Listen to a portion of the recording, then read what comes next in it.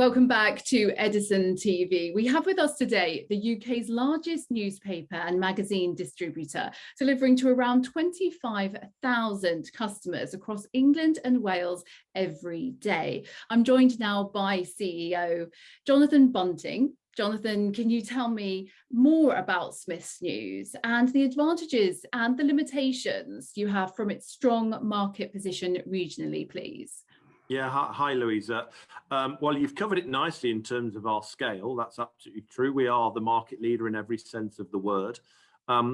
We tender for 5-year contracts. They are exclusively for the distribution rights for newspapers and magazines.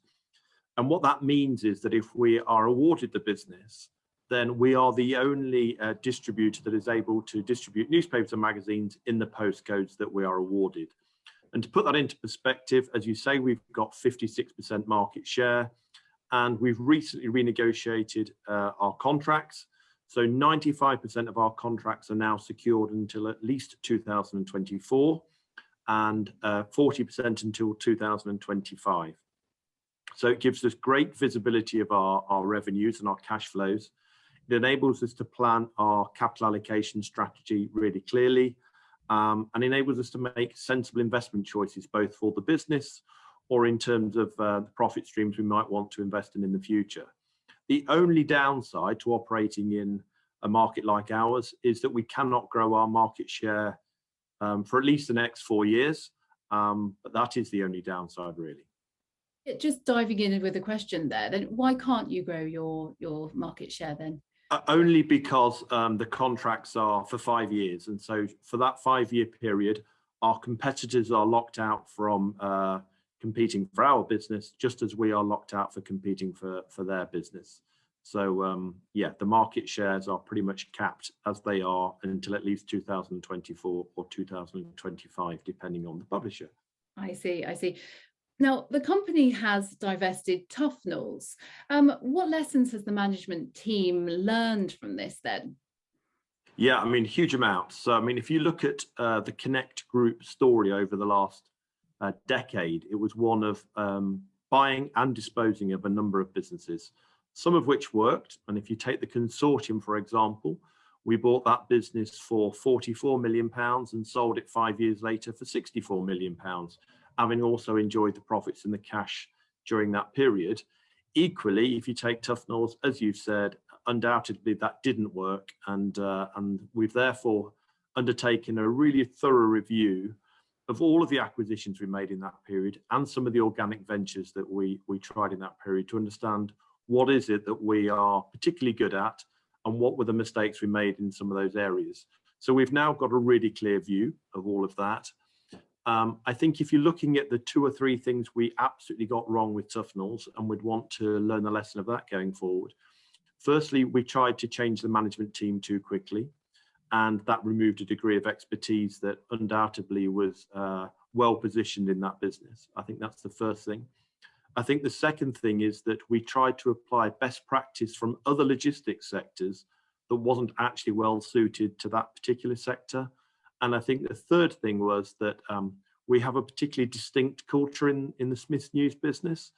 Tuffnells also had a distinct culture, and perhaps we were not empathetic enough until in terms of understanding the Tuffnells culture and why it was so important to its success. And as a consequence of that, we probably didn't look to protect that culture enough. So I would say 3 things. We changed the management team too quickly. We tried to apply the inappropriate best practice, and we didn't look after the culture of the Tuffnells business in the way that we should have done. You've mentioned some of the changes there. Since you stepped up into the position of CEO in 2020, what are some of the changes that you have put into place? Look, I've been very fortunate. I've been managing director of the Smiths News business since 2014. So I knew the business was a really good business, but I also knew that actually perhaps the market had lost sight of that because we'd spent a lot of our time either explaining the acquisitions we've made or the organic ventures we'd undertaken, that the market had lost sight really of the power of the Smiths News business. So I think the first thing was to get back to having that business again right at the forefront of our strategy and our story, and to get back onto the journey of rebuilding the trust of our external stakeholders, not our clients who'd always trusted in the business, but really our shareholders and our banks who'd found the last few years particularly bumpy. So to do that, you can only do one thing really, which is make a series of overt promises and then deliver against them. And that's exactly what we've been doing. So in our first year, we said that we would deal with the cash bleed that was Tuffnells, and we did, and we disposed of that business. We renegotiated our publisher contracts, we refinanced the business, we took a layer out of head office, and we did a bit on our financial promises. So that was all good. And then this year, we recently announced only last week that we are going to trade ahead of market expectations in terms of our trading performance. And we've also reinstated our dividends. So I think, again, delivering on two of our promises. So for me, it's been much more about, like as I said, putting the Smiths News story front and center, starting to work hard on the culture again of the business, because that's one of the things that makes Smiths so unique. And then making sure that whatever we commit to do, we do.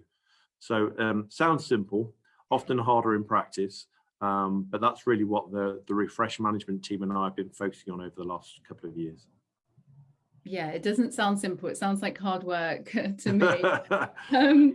What is also hard work as an industry is the newspaper and magazine industry, isn't it? Because it's very particular in the sense that it has been in long-term decline, in the traditional sense. And also, given the difficulty that publishers have at monetizing digital media, do you foresee a point where volume decline slows or stabilizes? That's a really good question, Louisa. The truth is, I don't know. If you look at the book market, which is obviously a book market adjacent to news and mags, absolutely that saw a period of time where decline shallowed. We don't know whether that happened with news and mags or not. So from a financial perspective, we're just planning on there being continual decline in that market. And if it does shallow, that'll be upside to the plan. What I would like to see, though, is because publishers are absolutely right to invest in digital, I'd like to see some kind of convergence, because I think it could be a really interesting consumer proposition if, when you bought your physical paper, there maybe was sort of QR codes or something that enabled you to access both, say, video content as well as reading the product. So imagine reading about the match report from the night before, and as you finish reading it, you can also see the goals. That would be fantastic. So for me, if there's a way in which we can converge digital and print to make it more interactive and improve the consumer experience, then actually we might find there's a lot more life in the print product than people give it credit for. Interesting stuff. Yeah, definitely. Now let's go on to another subject. What is the 3-year contract window to 2024? What does this allow the company to do strategically and operationally? Yeah, so I mean, I think first and foremost, it enables us to plan. So we can plan our cash flows. We can plan, therefore, what we want to do with it from a capital allocation policy. So we're really clear about bringing our net debt down to 1x. We're clear about the level of dividend payment we'd like to make as a minimum. We know what we can invest in the business, but also enables us to plan with our industry colleagues, both up and down channel, to make sure that we are really, really clear on the things that we can do that make the supply chain more sustainable going forward. Now, in addition to all of that, clearly, if there are opportunities outside of news and magazines, and we can do something that's accretive to shareholders, then we have the funds to invest in that as well. But first and foremost, it means that we can plan, the roadmap for this business with a high degree of certainty. So let's talk about that roadmap, which will include cost savings. Yeah. This has been a constant feature for Smiths News. How do you go about identifying cost-saving opportunities and then executing them? And then how do you ensure that there isn't a stage where you have too much fat that you're trimming, so to speak? Yeah, no, I understand the question. Look, we've been doing this for about 8 years now. And by this, I mean saving circa £5 million a year to broadly offset the sales margin decline from the decline of newspaper and magazine sales. So we've got a long track record of doing it, which I'm very proud of. It's not one or two things, it's a high number of projects that we undertake. And it's fair to say that cost saving is deeply ingrained into both the psychology and the capability of the business. It's now part of our DNA. Typically, they come from about 4 areas. The first is that if we look at our warehousing and distribution, we operate what we would call activity-based processes. In other words, if we can see and forecast what will happen to our sales volumes, we can therefore forecast what should happen to our activities and what savings should drop out from that. So that occurs in every process in every warehouse. So that's the first area. The second is we've got 37 warehouses, and we're constantly looking at whether we should rationalize that number. And we have a 5-year plan for the rationalization or the reduction of that. It's not going to be radical. We've done a lot of that work over the last 10 years in reducing the number of warehouses, but it will occur and will enable some more efficiencies. The third is we have a 3-year cost-saving roadmap for our head office costs. We took a big chunk of cost out at the end of last year, and we are clear about where further cost savings will come from. And then finally, we are constantly talking to our publisher clients and our retail customers about how we trade together and whether there are things we can do that are more efficient that enable us to unlock some cost savings, or our supply chain partners to unlock some cost savings. So they're the 4 key areas. So I have a high degree of confidence that we'll continue to do that for the 3-year plan period. And that's based on all the work that I know we've done so far. I would say we already know where our cost savings are going to come from next year. We've already done that work. We've got a good idea the year after. And in the 3rd year, we know what the headers are. That's how I would like to think of it. We haven't done the detailed design in year 3 because it's far too early to do that, but we know where we're going to go fishing. Now, it's never easy to do, but I would back both our track record and the capability of my colleagues here in the business to ensure that we do that. Okay, so lots to do. Smiths News now generates £20 million of free cash flow per annum post ordinary dividends. How does management think about reinvesting this for future growth? Yeah, I mean, I think we think of it in 2 phases, really. Phase 1 is making sure that we do the right thing both internally and for our stakeholders in the core business. And by that, I mean, we typically will spend between 3 and 4 million a year on the news and magazine business. We want to bring our debt down to 1 times, and obviously we've reinstated the dividend. So that's what I would call the base. And then after that, we have one of 2 options. If we can find things that enable us to grow our profits, either inside of our supply chain or indeed outside of our supply chain, then we throw off enough cash to enable us to go and invest in those things. If we can't, and we won't take unnecessary gambles in that space, then we have the ability to pay special dividends or do share buybacks or something similar. So that's broadly how we look to use the cash. Make sure we protect our core business and our shareholders and banks. And then once we've done that, we have the option to use it to either drive further profits or reward our stakeholders further. Okay, well explained there. Could you explain also the dividend cap? When will it come off? And then to what extent can Smiths News pay special dividends? Yeah, okay, good question. So our current finance facility runs until November 2023, and therefore the restrictions are in place throughout that period. We are limited to distributions of £4 million in the current year, and then £6 million each year after. And whether that is in dividends, special dividends, or anything similar, it's £6 million after this year per annum. Okay, thank you very much. And a different sort of question to wrap up. An unusual fact then about Smiths News that you can tell me that you know of, that you've learned of since being there.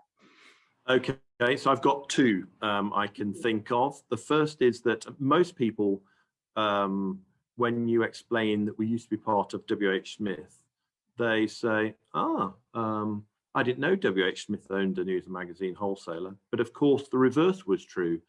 So in 1792, when Smith's News was founded, it was the original part of WH Smith, which then went on to develop kiosks and retail outlets.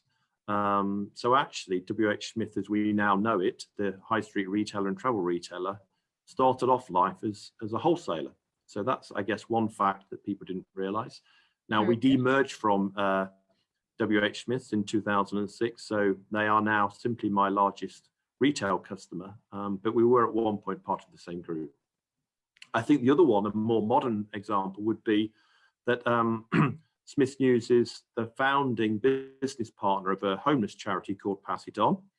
So over the last 4 years, the business has helped over 4,000 homeless people by providing pre-loved, as we like to call it, pre-loved clothes, sleeping bags, new toiletries, hot drinks, food, and I guess a friendly ear to listen to their stories. So yeah, we've helped over 4,000 people over the last few years, which is probably a little known fact.